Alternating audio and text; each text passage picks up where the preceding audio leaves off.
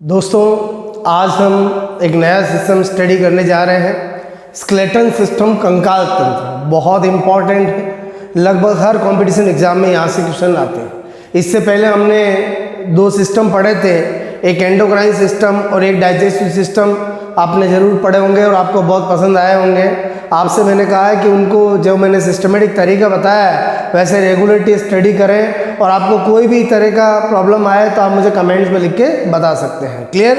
अब आपसे मेरे को आज हमने एक नया सिस्टम जो हम स्टडी करने जा रहे हैं, स्केलेटन सिस्टम, बहुत इंपॉर्टेंट है। उसमें 3 हम सेगमेंट इंक्लूड करते हैं, एक बोन यानी अस्थियाँ, एक कार्टिलेज यानी उपास्थियाँ, और एक जॉइंट्स, हमारे बॉडी के जितनी भी संधियाँ हैं। क्लियर? तो हम इसको स्टडी करेंगे 3 पार्ट में। तो आज हम फर्स्ट पार्ट के अंदर बोन स्टडी करने जा रहे हैं। क्लियर?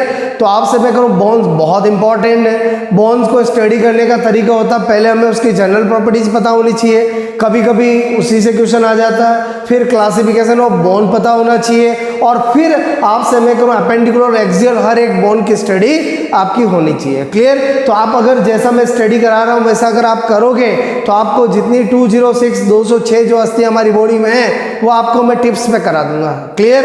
तो आपसे मैं कह रहा हूँ हम फर्स्ट पार्ट स्टडी करने जा रहे हैं, बोन। क्लियर? आपसे मैं कह रहा हूँ बोन के अंदर सबसे पहले हम क्या स्टडी करने, जनरल कैरेक्टरिस्टिक्स या जनरल प्रॉपर्टीज। अब ये प्रॉपर्टीज से क्वेश्चंस आते हैं। जैसे मैं पहली बात करूँ, स्टडी ऑफ बोन क्या कहलाता है, तो ऑस्टियोलॉजी यानी अस्थियों का अध्ययन क्या कहलाता है, ऑस्टियोलॉजी। उसके बाद अगर हम बात करें टोटल नंबर ऑफ बोन, तो आपको पता होना चाहिए कि एम्ब्रियो स्टेज में, भ्रूण अवस्था के अंदर 306 बोन होती है। आपसे मैं करूँ बर्थ के समय 270 होती है, और एडल्ट में 206 होती है। ये आपको तब नंबर बताने जब आपको पर्टिकुलर पूछा जाए कि एम्ब्रियो स्टेज में एट बर्थ, अगर कुछ नहीं बोले और आपसे पूछा जाए total number of bone in human body, तो आंसर होगा 206। क्लियर? उसके बाद अगर हम अकार्बनिक सॉल्ट, क्योंकि बोन हम जानते हैं हमारे शरीर का सबसे कठोरतम ऊतक है, और जो हार्डेस्ट चीजें होती है उसमें इनऑर्गेनिक सॉल्ट देखना जरूरी है। तो बोन के अंदर सबसे ज्यादा कौन सा कार्बनिक लवण होता है, तो कैल्शियम फॉस्फेट होता है। ये भी अक्सर एग्जाम में पूछा जाता है। उसके बाद बोन का प्रोटीन कौन सा होता है, ओसिन।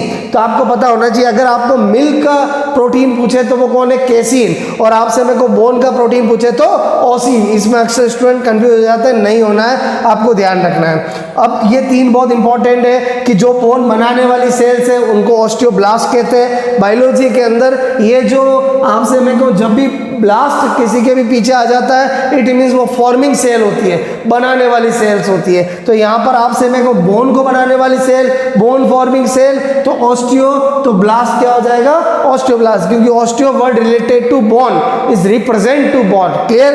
तो ऑस्टियोब्लास्ट क्या हो गई, बोन फॉर्मिंग सेल, बोन को बनाने वाली सेल।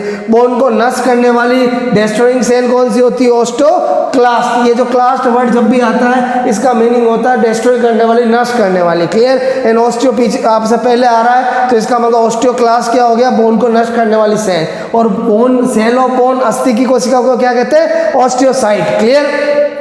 तो इस तरह से अभी हमने बोन के अंदर सबसे पहले क्या चीज देखी, जनरल प्रॉपर्टीज। क्लियर? तो आपसे मैं कहूँ बहुत सी बार तो इस जनरल प्रॉपर्टी से क्वेश्चन आ जाता है। अब हम क्या देखेंगे, क्लासिफिकेशन ऑफ बोन। क्लियर? आपसे मैं कह रहा हूँ दोस्तों, अब हम क्लासिफिकेशन ऑफ बोन स्टडी करने जा रहे हैं, अस्थियों का वर्गीकरण। जनरल प्रॉपर्टीज एक सेक्शन था जिससे क्वेश्चन आते हैं। अब अगर हम 206 जो बोन हमें स्टडी करनी है, एक बार उनका बड़ा क्लासिफिकेशन देखें और उनकी काउंटिंग देखें तो हमें पता होना चाहिए कि जो बोन्स हैं उनको 2 टाइप से क्लासिफाइड किया जाता है, एक अपेंडिकुलर बोन और एक एक्सियल बोन।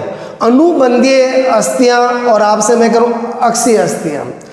अपेंडिकुलर बोन जो हैं उनमें 126 बोन को इंक्लूड करते हैं, और एक्सियल बोन के अंदर आपसे मेरे को 80 बोन को इंक्लूड करते हैं। क्लियर? अब अगर हम अपेंडिकुलर बोन में 126 केसें हुई तो इसमें 4 को इंक्लूड करते हैं। एक है बोन ऑफ अपर लिम्ब यानी हाथ की अस्थियां, कितनी है, 60। क्लियर? आपसे मैं करूँ कौन सी है वो भी हम स्टडी करेंगे 1 बाय 1।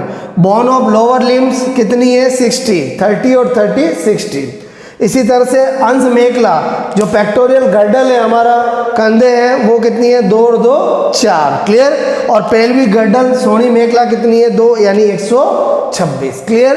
तो आपसे मैं कह रहा हूँ दोस्तों, ये मैंने आपको एक बार अपेंडिकुलर स्केलेटन बताया। अब अपन बात करें एक्सियल स्केलेटन, कितनी टोटल बोन है 80 के अंदर अगर देखें, पहली कौन से स्कल स्केलेटन में कितनी आती है 29 बोन। देन रिब्स, हम जानते हैं 12 पेयर रिब्स होती है, तो कितनी हो जाएगी 24। आपसे मैं कह रहा हूँ पेयर 12 पेयर यानी नंबर ऑफ बोन्स कितनी होगी 24। स्टर्नम एक ही बोन का बना होता है इसलिए 1 लिखा। और वर्टिबल कॉलम हमारी जो कैसुरक दंड है, रीढ़ की हड्डी है, उसमें टोटल 26 बोन होती है। इस तरह से हम 29, 24, 1 और 26 को ऐड करते हैं तो 80 बोन आती है, क्लियर। तो मेरे कहने का मतलब है दोस्तों, ये जो आपको मैंने क्लासिफिकेशन बताया है यही हमें स्टडी करना है। पहले हमें एक पार्ट में appendicular bone, then axial bone, जब हम ये स्टडी कर लेते हैं तो इससे बाहर क्वेश्चन आता ही नहीं है, क्लियर। तो आपको मैं ये सारी जो अभी मैंने मेजरली 126 और 80 यानी 206 बताया, उन्हीं को मैं आपको एक एक सेगमेंट में आपको अच्छे से स्टडी कराऊंगा। तो हम सबसे पहले क्या स्टडी करेंगे, अपेंडिकुलर। दोस्तों अब हम 1 बाय 1 जो अपेंडिकुलर बोन्स हैं उनकी स्टडी करते हैं। पहला हमारा है बोन्स ऑफ अपर लिम्ब, हाथ की अस्थियाँ।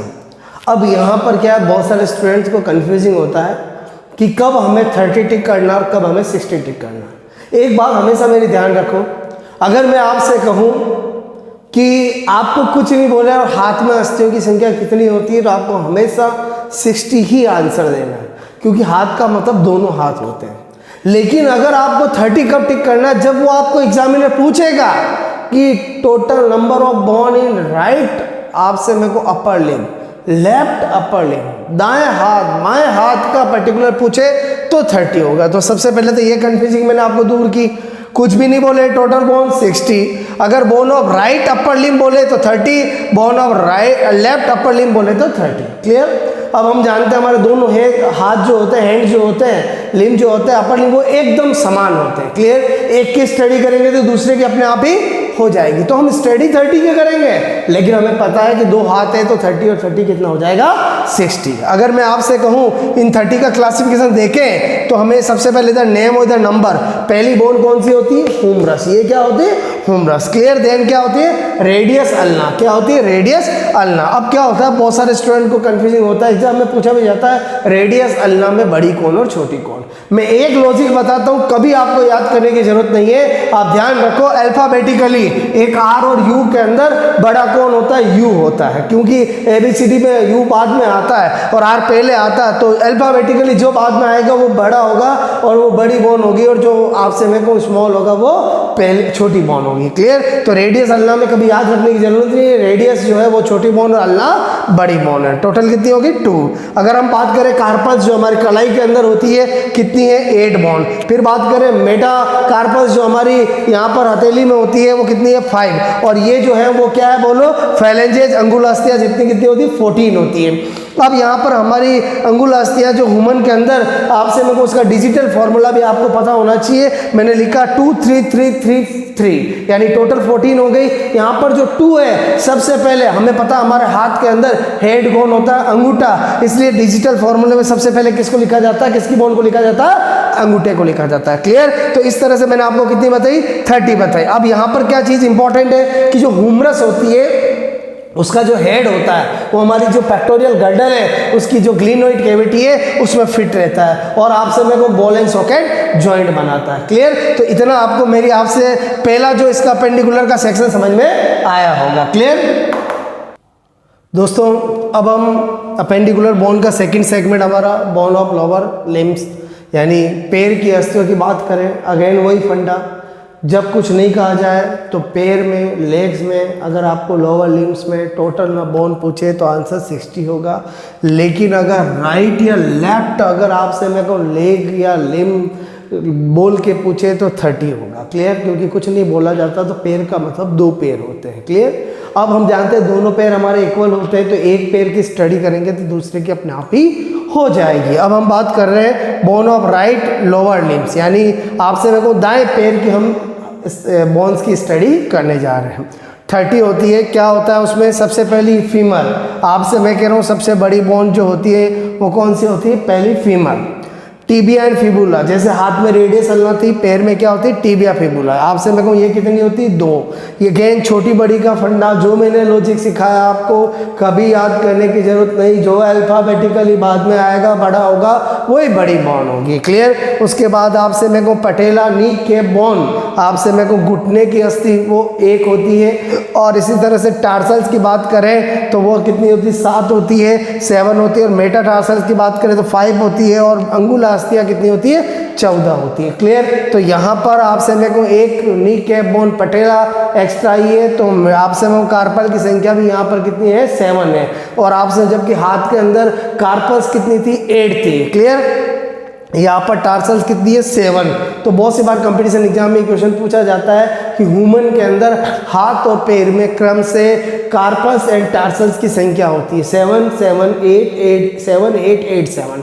तो आपको ध्यान रखना है कि जो हाथ होता है उसके अंदर कार्पस कलाई में जो बोन होती है वो 8 होती है, जबकि टांग के अंदर लेग्स के अंदर जो टार्सल्स होती है वो 7 होती है। क्लियर? और अगर बात करें अगेन फेलेंजेस अंगुलास्थियों के डिजिटल फॉर्मूले की, तो वही आपसे मेरे को 14 बोन का जो 2 3 3 3, जिसमें जो 2 है सबसे पहले किसको रिप्रेजेंट करता है? पैर के अंगूठे की अस्थियों को रिप्रेजेंट करता है। अब अगर बात करें फीमर, मैंने कहा शरीर की सबसे बड़ी अस्थि है, और फीमर का जो हेड होता है वो हमारी पेल्विक गर्डल के एसिटाबुलम कैविटी में फिट होता है और बॉल एंड सॉकेट जॉइंट बनाता है। क्लियर? तो हमें ये दूसरा सेक्शन भी आपको समझ में आया होगा।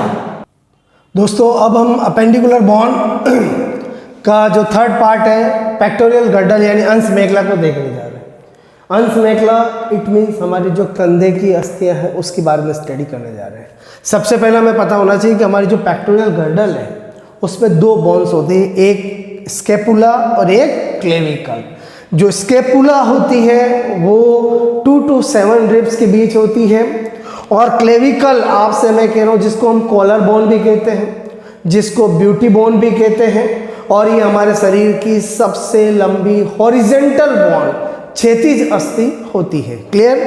आपसे मैं कह रहा हूँ यहाँ पर नीचे जो आपको कैविटी नजर आ रही है उसे ग्लिनोइड कैविटी कहते हैं। बहुत सी बार कंपटीशन एग्जाम में पूछा जाता है कि अंश मेखला की गुहा कैविटी का नाम क्या होता है, तो ऑप्शन में एसिटाबुलम होता है, ग्लिनोइड होता है, आपसे मैं कह रहा हूँ ओडेंटोइड होता है, अलग अलग नाम होते हैं। तो यहाँ पर आपका आंसर क्या होगा? ग्लिनोइड। अब इस ग्लिनोइड कैविटी में अभी मैंने पहले बताया था ह्यूमरस का हेड बिट होता है, मैंने यहाँ पर आपको विजुलाइज किया है, और यहाँ पर जो जॉइंट होता है वो बॉल एंड सॉकेट जॉइंट बनता है यानी अंधुकलिका संधि। इस वजह से हम हमारे हाथ को पूरा 360 डिग्री घुमा सकते हैं। क्लियर?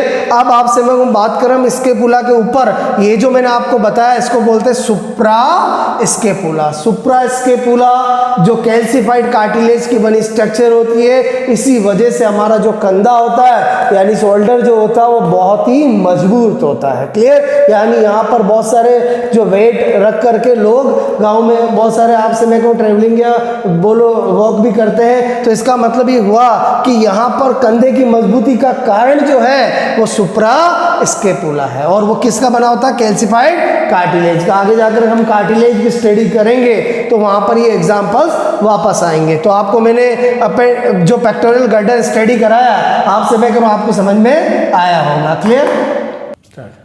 दोस्तों नाउ हम फोर्थ हमारा पेल्विक गर्डल सोनी मेखला के बारे में देखते हैं। तो हमें पता चलता है कि ये 2 बोन से मिलकर बना होता है। इससे पहले अभी हमने पेक्टोरियल गर्डल देखा, उसमें टोटल 4 बोन थी, जबकि पेल्विक गर्डल में 2 बोन होती है। अब क्या होता है यहाँ पर हम जब स्ट्रक्चर देखते हैं तो हमें पता चलता है कि ये पूरा 1 है और ये पूरा 1 है। क्लियर?